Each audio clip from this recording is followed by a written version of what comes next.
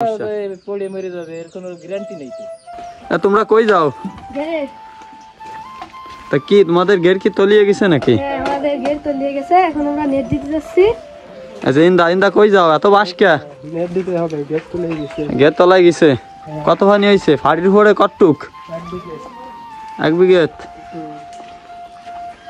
গত কয়েকদিনের ভারী বৃষ্টিপাতে কিন্তু এলাকার যেসব ঘের ছিল, জলাশয় ছিল, সেগুলো কিন্তু পানিতে পরিপূর্ণ হয়ে গেছে এবং সব ঘের কিন্তু তলিয়ে গিয়েছে, যার কারণে কৃষকদের কিন্তু অনেক বড় একটি ক্ষতি হয়েছে। বিশেষ করে দক্ষিণ অঞ্চলে, এই যে বাগেরহাট অঞ্চলে, এই অঞ্চলে কিন্তু প্রচুর পরিমাণে মাছ চাষ হয়।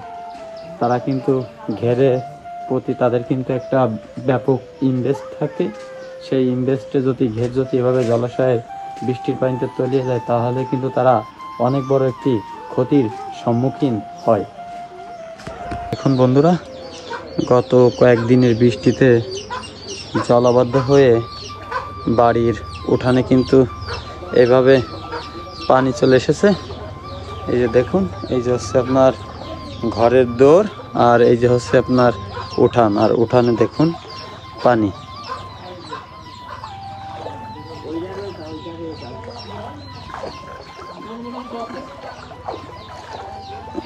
শরীফুল ভাই আসো, দেখুন যত দূর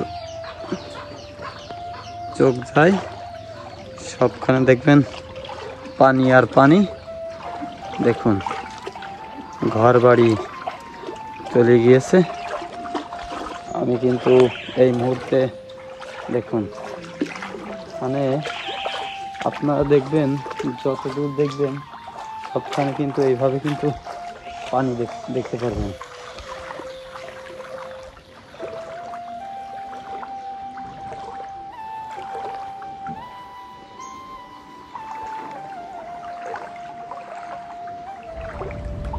দেখুন কত পানি জলাশয়ে, বাড়ির উঠানে বন্যার পানি চলে এসেছে।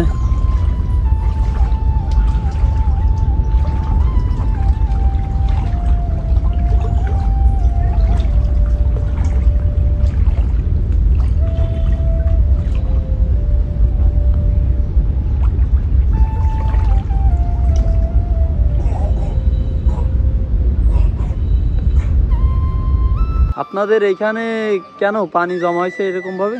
আমাদের এখানে কালবার আটকানি থাকে, এই জন্য সব তোলা গেছে। কালবারের পানি জাতি দেয় না, এই জন্য সমস্যা হয়ে গেছে। ও, চলাচলতিতে কেমন সমস্যা আছে, ভোগান্তি? বাড়ি সমস্যা আমাদের, বাড়ি ঘর তোলাই গেছে, ঘরের থেকে বারণি কোনো লাইন নেই, মানে ঘরের দুয়ারে পানি, তাই তো?